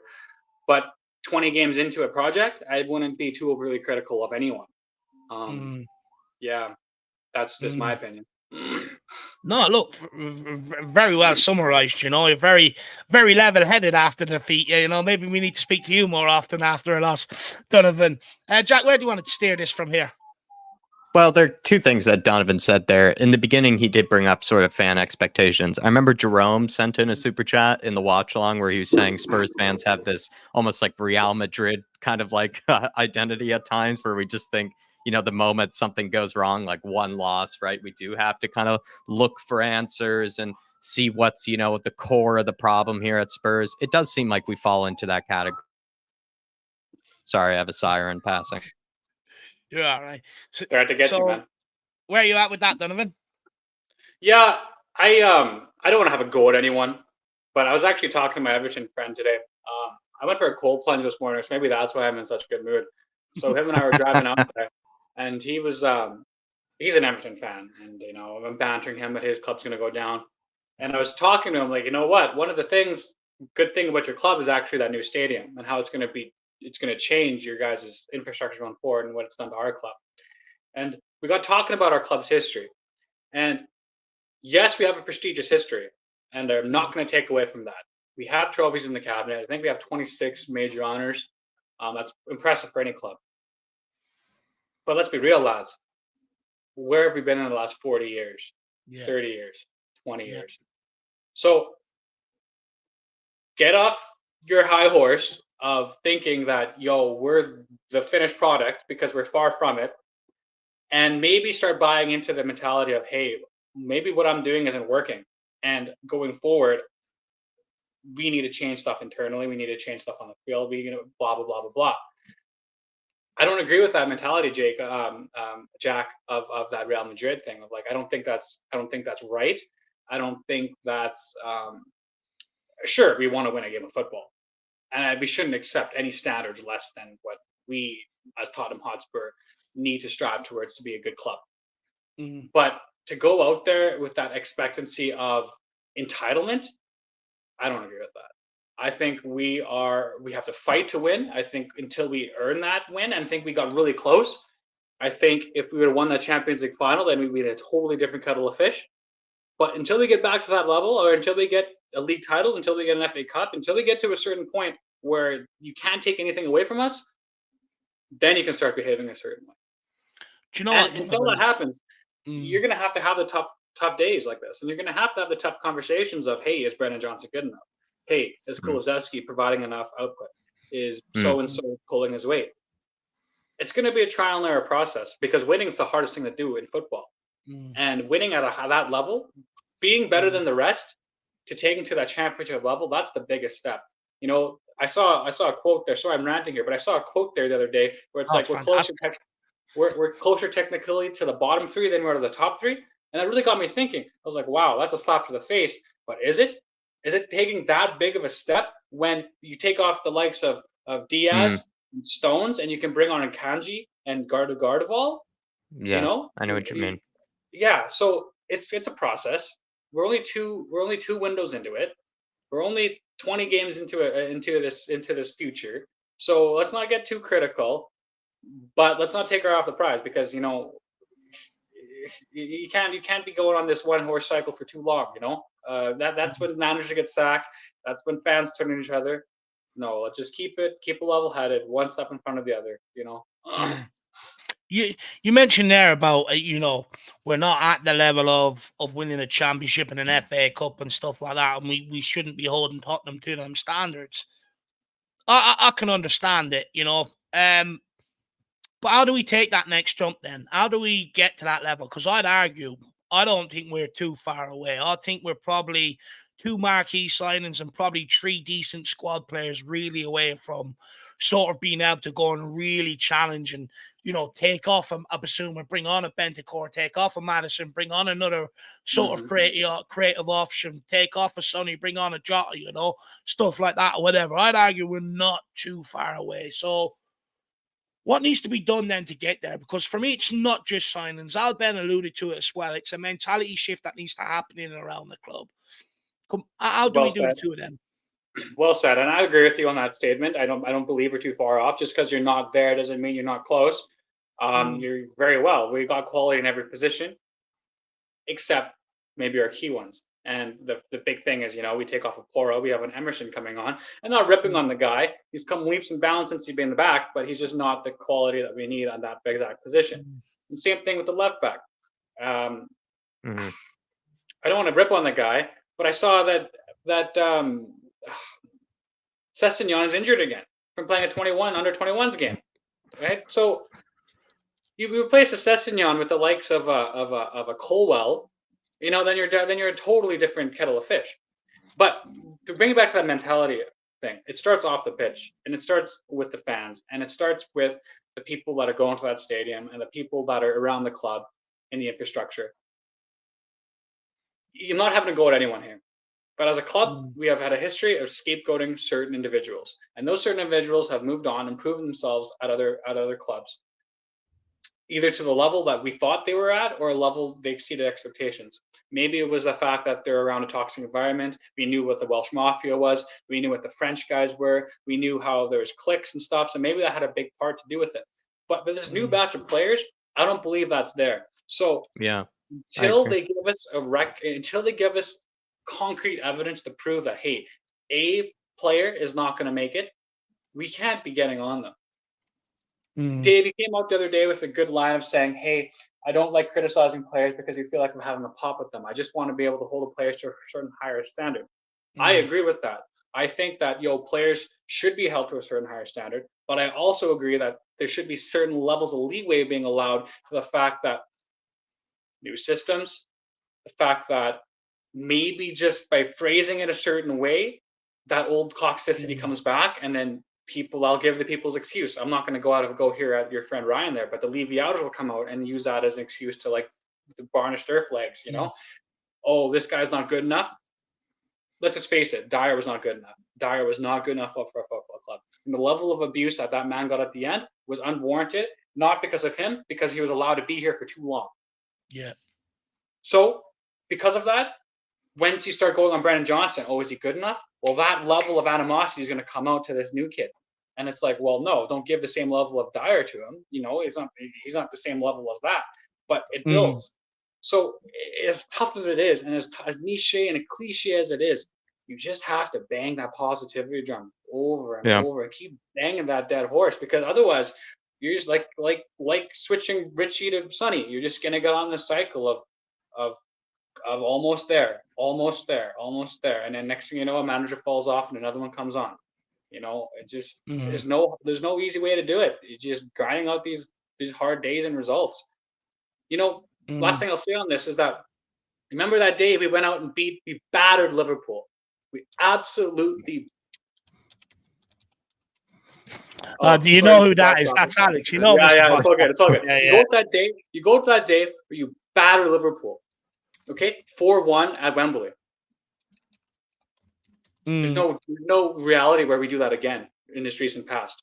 Do you think they were to fold up the shop and shut up and let Jurgen Klopp go off into the sunset because he's not good enough to lead him to the land? What did Liverpool go on and do after that? Won a Champions League final. They beat us in a Champions League final. Multiple FA Cups, a league title. It's these tough days, man. You're making a lot of sense, Donovan. To me, you're making a lot of sense. I think you're absolutely spot on. It does feel like you brought up with certain players, even Sonny or Richarlison will have one game where they just aren't on the score sheet or something like that, and everybody's kind of saying like, "Oh, should we move on past Sonny? Is Richarlison still good enough for Tottenham Hotspur?" After they've the previous week banged in a brace or like something like that, it does feel like there is this flipping back and forth where we do need to find some sort of I don't know if consistency is the right word. It's actually just understanding that we are in the middle of this developing process, and with this developing process will come just random blips and random sort of results and performances that aren't maybe consistent with what we want to see at the end of the day, but we're not at the finished product yet. We're not even close to it. Can I just jump in for a second, Jack? Go ahead, take it away. Like this mentality of I'm talking about, I'm not having a go at anybody, okay? If you don't know, get to know, okay? So I understand where certain people in this fan base are coming from, but that's that weak mentality I'm talking about. And I mean weak mentality.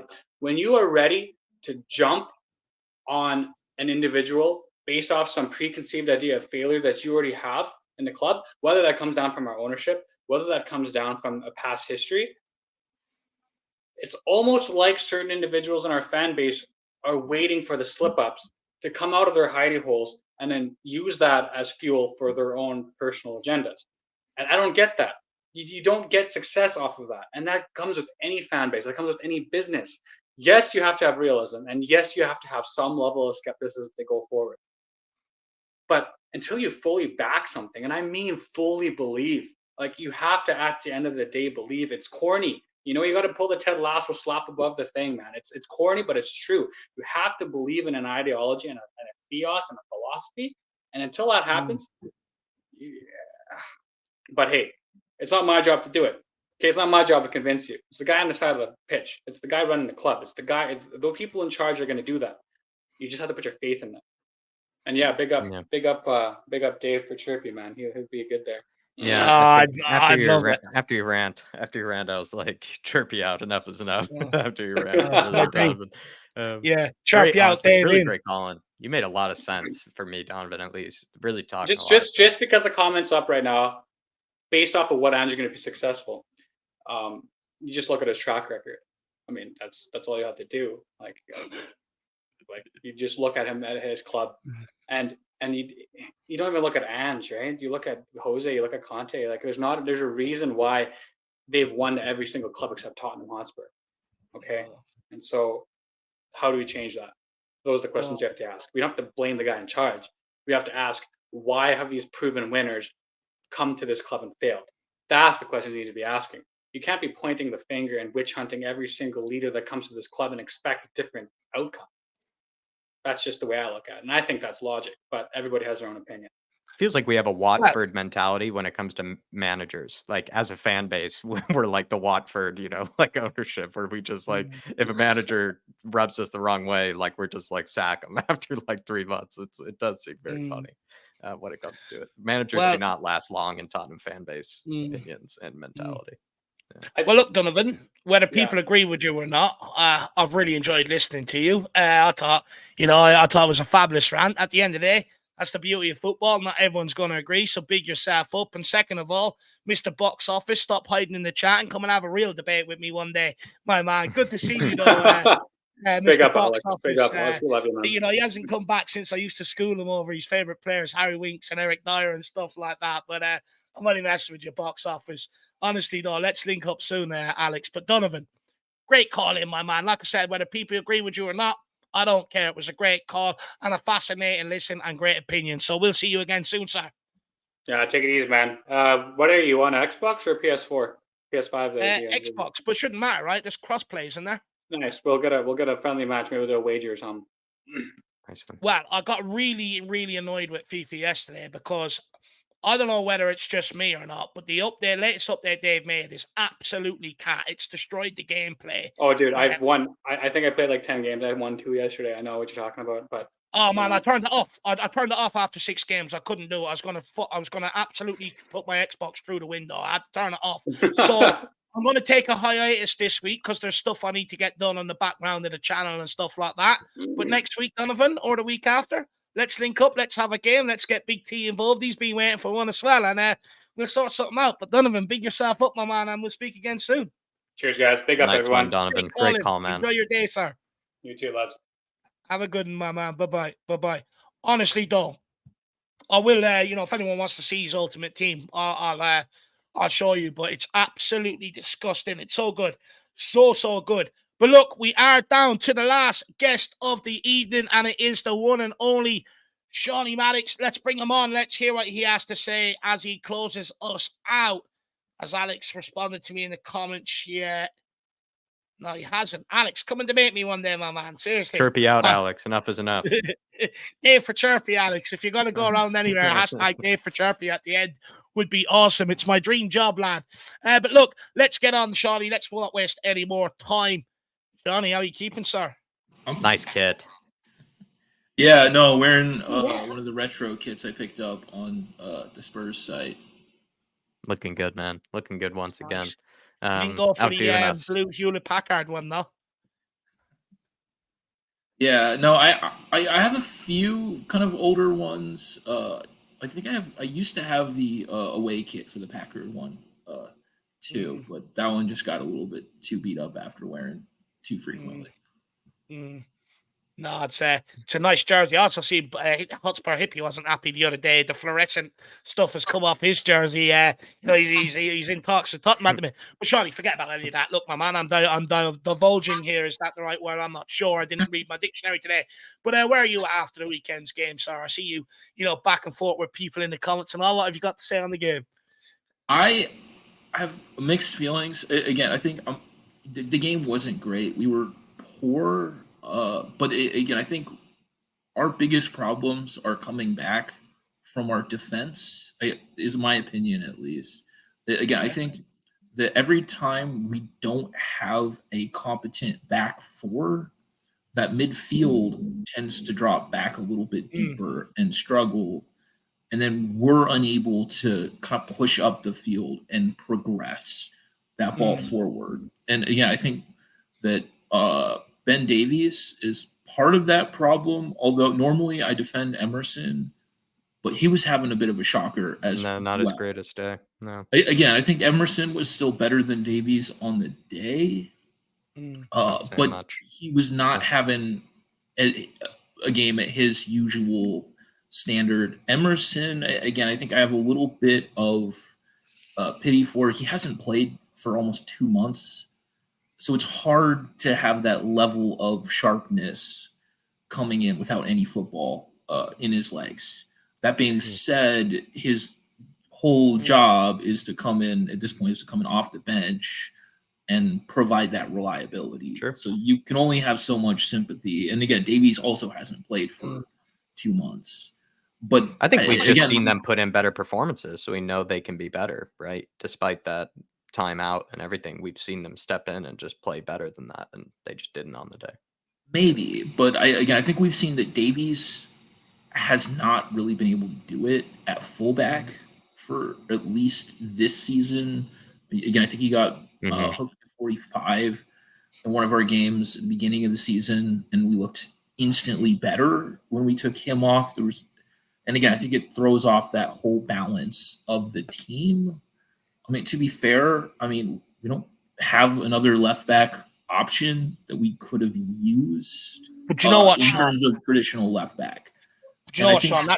That's my biggest issue, because I think we're being lenient on Ben Davies. Many would say, this season, his days are gone. Look at the game against Fulham and Palace at left back and stuff.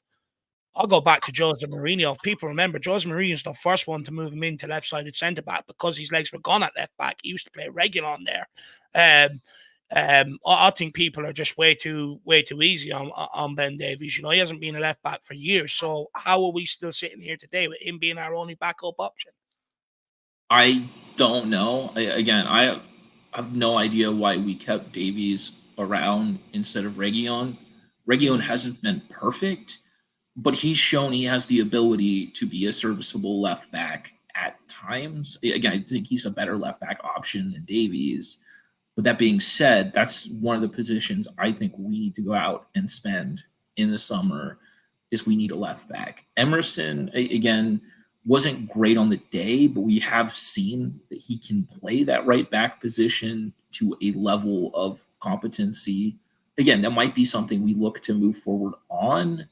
But again, I think as a squad player, I'm not as worried about his ability to at least be passable. So again, I think that comes down to that. Again, we saw another issue with Bissouma just being inconsistent. And again, that's why I think the other position that I really want to upgrade is that defensive mid. Again, Bentancur has not been fully consistent. And even if we think that Bentancur can play that role, we don't have a true kind of backup at the same caliber, any competition there. If we are not counting Bissouma, and again, Bissouma's been so inconsistent, I just don't think we can fully rely on him. I think there's a reason that Conte did not trust him and didn't want to play him. Okay. And again, we saw that this season is that there's two Bissoumas. And very frequently, for every game the good one shows up for, the bad one plays too. And if we want to push on, we cannot rely on these unreliable players. Do you know what, Sean? I hear a lot being made about this number 6, and obviously it is because we play with a number 6. And I asked this question in the build up to the Wolves game because everyone sort of has different interpretations of what they want. What do you want? What are you looking for? You're a number 6. You can have two options. You can have a destroyer. You can have a guy that's sort of almost like a deep line playmaker, picks up the ball, 60, 40, 50-yard passes and stuff like that. What are we looking for in the number 6? I want Declan Rice. That mold of player would have fit this system perfectly. Again, someone with the physicality who will put in some defensive work, but you need that skill set. Again, Declan Rice is a £100 million player. Would we have spent that on the DM? Probably not. But again, we want a player that plays similarly to Declan Rice. Again, that's the fit we need. And again, Bentancur at times can play that. Although, again, I think that Bentancur doesn't quite have that same defensive ability and those numbers on the tackle and such. But that's the player that would have plugged that hole. So again, it's about finding the right guys that fit that role. And I think that would have been the perfect player Is that almost priority for you then this window then, Sean? Go out and me, I would argue marquee striker. I'd absolutely love it, right? But you might persuade me. Is number 6 where you think the marquee money has to go? Is that the key to this system in terms of unlocking the door going forward, but also locking it up defensively? I think it is. I think every game that we've struggled, we've seen that midfield has fallen apart. We haven't won games in this, especially in this system, without a midfield. Because if that midfield can't hold the ball, we can't push forward, and then we get a position where the forwards get no service. Again, Son is phenomenal, but if we can't push forward and get him the ball, it doesn't matter who we put up top. Like, again, if Holland doesn't get the ball, he doesn't score any goals for City, regardless. And again, I think we've started to sort out the defense a little bit, at least with the starting caliber players. That midfield is the least consistent part of our team. So I think Mailad would absolutely agree with you on that. He's always banging on to me about the midfield. Yeah, and again, the only thing I would say is if you look at Arsenal this season compared to last season and how big an impact Rice has made, I think it's a strong argument for when that midfield is not consistent or able to do the job, that player can be what transforms the team. And again, I think with this system, I don't think we can play it without a player of that caliber. And Basuma, for the first 10 games, was doing that. And then we haven't seen him. Well, I want to know from the chat, do you think Sean's hit the nail on the head? And I also want to find out off Jack, because you look at it, Man City were very quick to go and place Fernandinho, make sure Rodri was that guy. Arsenal went and spent that £100 million on a Declan Rice. Liverpool have suffered since Fabinho sort of left that position, and Jurgen Klopp, it's a position he's tried to zone in on and get that midfielder. We've seen how they capitulated last season without that, Jack. Has Sean hit the nail on the head here? Is that where that money needs to go this summer? Potentially. I just then worry for players like Basuma, and I worry for certain players in this team that might end up then losing their position, because at this moment in time, I think we have 3 players that can play there that on their day can put in a brilliant performance in that position. But I do agree, if I were to be slightly more critical, you could say that Basuma, not the same player he was in the beginning of the season, not doing the same things that we do need from that number 6 that Sean was describing. Bentancur, not been the same player of late that we know he can be. Some people also believe he's even better, actually, as a number 8 than he even really is as a number 6 anyways. And Højbjerg has never really been a fan favorite from the get-go and doesn't really put in, you could say, the consistent enough quality performances from that position that people would probably agree with. So I guess when I break it down like that, Spurs do need a number 6, but that then means Basuma potentially, future at risk, not certain. Højbjerg's we know isn't. And what does that mean then for Bentancur? Does he kind of compete it out with guys like Pop Matasar for that number 8 position? It kind of makes me ask a lot of questions of players who I think have put in really good performances in that position that at one stage I was convinced probably could play the number 6 position and were good enough for it. But now, with what Sean said here, maybe they aren't. Again, I think that we've seen flashes of them doing it in a game or two. But the problem is we haven't had someone who comes in, who says, this is my position, kind of like a Rodri level player who can just go in there week after week and do that. And if we want to push on to be competing for trophies and titles, you need that consistency. And again, I completely agree with you. You look at some of the top teams. They've focused on that area the sort of last few years, especially the ones that play the possession game football that you're talking about. With it, I think you're absolutely spot on there, Shawnee. Shawnee, anything else you want to add before we let you go, my man? Great call. I really enjoyed this. Well, I think I just want to emphasize kind of the need for patience from the fans. Again, I think we started stronger than I think even ANGE was expecting. And I think that's almost shooting us in the foot a little bit as we have raised those expectations past what I think were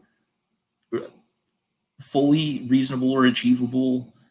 And again, I think we're holding ourselves to a higher standard, which is good, but I think it's at times we're forgetting this is the beginning of the rebuild and just had one season mostly, and there's a lot of work that still needs to be done. We have a lot of guys that have not yet been upgraded or replaced. And again, I think we still have a lot of really talented youngsters. Some of the U21 team's been flying, although unfortunately we lost our perfect record drawing with West Ham. But they're still looking clear like they're going to lock that up. We had some guys really performing on those loan spells. And again, I think a lot of it is about kind of getting time to get the younger guys in and really build that core team going forward. Again, when Pep arrived at City, it took them a few seasons to get going. It took Klopp a few seasons to get that Liverpool team overhauled. It took Arteta a few seasons to get that Arsenal team firing. And again, we have been giving our managers a season, putting those expectations there, and then getting mad when they don't happen. Again, we got rid of Harry Kane, the club's record goal scorer, this summer. It was always going to be a challenging year. And we're performing really well despite probably the worst injury crisis in the club's recent history. So again, there's work to be done, but there's still a lot there. So again, I think we have to trust the process, as frustrating as it can be in terms of kind of the ups and downs from week to week. You know what? That's exactly where I'm at with it. I mean, not everything's crap. I get the loss. I get the hurt. I get, the feeling behind it. I feel, we're all hurt at the same, the same way. But at the end of the day, we do have to realize there's still a lot of good to build off going forward to be able to get to where we want to go to. Sometimes it doesn't happen as quick as we like. And I get every season we go into, that's that one gray hair extra waiting to pop through. I get it. But look, same time, you're absolutely spot on, Shawnee. There is a lot of good there, and we have to sort of maybe see the wood between the trees at some point. But Shawnee, great call, my man. Really appreciate it. You've eased my stress levels today, I would say, ending off this show. So thank you very much, and have a great day, my man. Yeah, you have the day off, Shawnee. Today? I do. I work for the government, so I get every government holiday, which is nice. I definitely appreciate that. So I've been having a very relaxing day. Just need to go put an hour in on the exercise bike while watching some TV. Any cold plunges? Are you doing any cold plunges like Donovan is? I don't have a pool, but I also don't like cold water particularly. Warm showers. I love the cold water. I actually hate Dave hot and water. Donovan do. Yeah. Dave's meant for it. Look, Dave's built for it. Have a good night. I wish I was. But Sean, by the way, you play FIFA Spellmatics, don't you? A little bit. I've taken some time off. I think the game's just not been very fun this year. It's crap. It is crap at the moment. However, Chirpy is in the latest, awards and stuff like that. So I know you're a big fan of Chirpy. So, make sure you get him, lad. Dave, we just need to go and set up the IrishHotspur Pro Clubs team. And just recruit everyone, go hop in that crossplay, and go and batter some of the other fan bases. Yeah. Do you know what? That's something we could definitely have fun with over the summer to kill a bit of time for sure, my man. Look, it's something that I have great plans to do. It's just I've so much other things, it's probably fun is probably one of the last things on my radar, but I will get it done, Shawnee, and I will get you in, my man. Shawnee, thank you very much for this afternoon, sir. You go off, go and enjoy the rest of your day. Make the best use of it as you can. And we'll speak again very, very soon. All right. Come on, you Spurs. Come on, you Spurs. Great call. Have a good one, Shawnee. Absolute great calling. I don't know what's in the water over there, in America and Canada this weekend, Jack. Maybe it's the fact that you've got a holiday off and you're not being worked to the bone and people can think a bit clearer. But 3 great calls in the road there. Donovan, Tyler, and Shawnee. Great calls. Yeah, very good calls indeed. And enjoyed all of them today. Not as many people on the lineup as sometimes we get. But that's perfectly fine. I want to know people why. people got lives. People also as well might feel a little bit down Unfortunately. after the game. Just don't feel as maybe enthusiastic about speaking with us. Perfectly okay. Would love to have a chat with plenty of you guys that we normally see next time, or even some newcomers that would have come on maybe if we did get that win. I also understand that, right? It's actually easier to come on kind of post win than it even is after defeat like that. We're also in a stage of the season where we don't even know where we really are. Like, what sort of team are Spurs this season? Are we realistic contenders, or are we not? All those sort of things, kind of still not really answered. So I can see why we're at a tough point right now. But We've been one of really them. enjoyed the fan show. Really still enjoyed it nonetheless. We're one of them. We've sort of been in between this year, and I think that's probably what's so frustrating. But guys out there, you people out there have lives and not tune in to us on a Monday night or come and speak to us about Tottenham. How dare you? I'm only messing. But look, we'll be back again next Monday for the next fan show. Hopefully you're all queuing in by then. Hopefully there's a few big losses over the weekend and it restokes the fire in everybody. That would be absolutely unbelievable. We're going to take this from Davy Shire, then take this from Al Ben, and then guys, for the first time in a long time on a Monday night, we're going to let you go early, and I might even catch the second half of Monday Night Football. Who knows? But Davy Shire says, well said, Tyler. Paulini at Fulham. We need the bugger. Gallagher, good day, Dave and Jack. Great show. Cobbers, first of all, really appreciate it, my man. Really appreciate the support. As for Paulini, look, I could see why many people would want him. Gets a few goals. Technically, he's efficient, and he's a shithouse. He gets away with loads of tackles. That's all I remember from the guy. Got away with tackle after tackle after tackle. I wouldn't be adverse to it. Gallagher, look, I can understand why Postecoglou wants him. I think he is a pure Postecoglou player in terms of the energy that he provides and all that sort of stuff. Is he going to solve any of the problems we currently have, though, in terms of creativity or locking up the back door? Not so sure on that. Look, if he comes, he's one of them. I'd get behind him, but I wouldn't be, saying, we've 50 million to spend. Go and put that down on him. But look, Paulini, I'm definitely open to, Davey. But look, have a good day to you too, my sir. What? It's morning for you, actually. Yeah, correct. It's morning for you. So, sizzling morning, as he wrote. A sizzling morning for him. Joao Paulini, I think he's a very fun player. I think his best attribute certainly is his defensive work rate. I mean, the guy is just unbelievable at winning the ball back, covers a lot of ground as well. Really does probably almost a better job than anybody at actually protecting the back four that is behind him and, standing in front of the center backs, blocking the lanes, all that sort of thankless work and very difficult work he does a better job at than almost anybody. That being said, though, I'd have to, because I'm hearing a lot of Spurs fans suggest him, I'd have to watch more of him when it comes to his actual ability in possession, because it does require a significant skill set in this team to be able to be quick on the ball, receive the ball in the half turn, know what to do with it before you receive it, be able to, ping passes, switch play, but also play pass on the floor that breaks the lines, that kind of thing that we see Rodri do. That was brought up in the chat there, right? Rodri does such a great job of that. Does Joao Paulini do that on a regular basis? I'm curious, because when I think of him as a defensive monster. I'm not saying he's bad in possession at all. It's just that's what I think of more when it comes to his game than anything else. Is more his defensive work than it is actually his ability in possession, personally. And look, that's probably where you probably need one that's better, going forward than the other, and you can rotate then depending on the game that's needed, I suppose. Horses for courses, potato, tomato, whatever you want to do. But look, at the end of the day, we need two for every position so we can solve problems. Davy Shire, big yourself up, my man, and make sure you have a good day today. I know Monday's the shittest day of the week, but that's only if you want it to be, Davy. So have a good day, sir. Then we also have Al Ben, my man. He says, Ange needs to adapt. This is the Prem. He never faced the best level of pressing, the best of the low block, and it's countering what he is trying to do. Could I go first, potentially, on this? Please. Let me gather my thoughts on something this so far.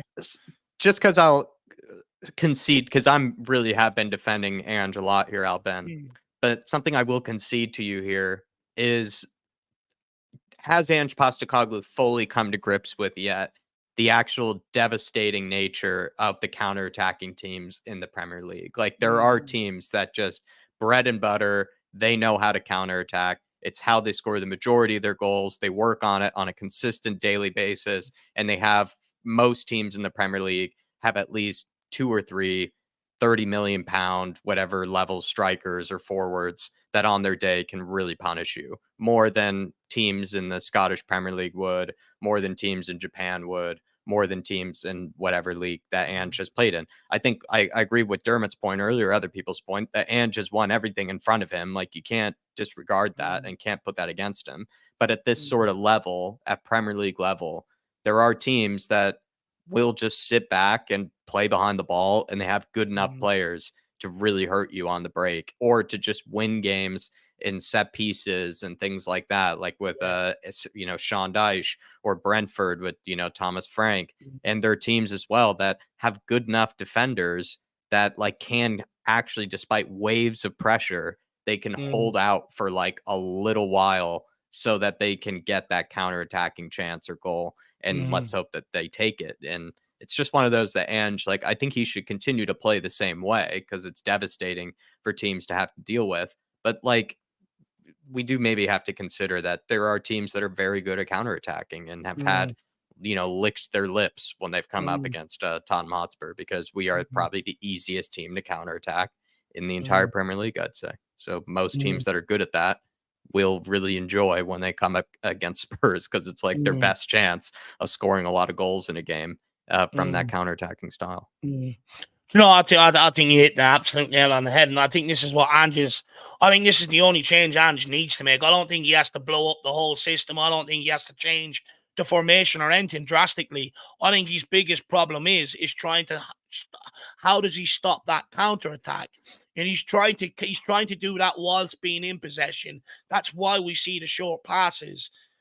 But I think he's going to have to maybe mix that up, because what we're then suffering is the creativity because of it. Getting our best players involved, to the devastating blow that they can be because of it. So I think maybe he's going to have to change the fullback somehow, whether that means Porro goes on the overlap and Adoji tucks in, whether that means the number 6 then just tucks in between the two centre-backs, a bit like what I think was Wanyama used to do under under Pochettino, to make a sort of back three to give you an extra body if you are hit on the counter. Because right now we're just left with Romero and Van de Ven. Everyone else is up the pitch, even the number 6.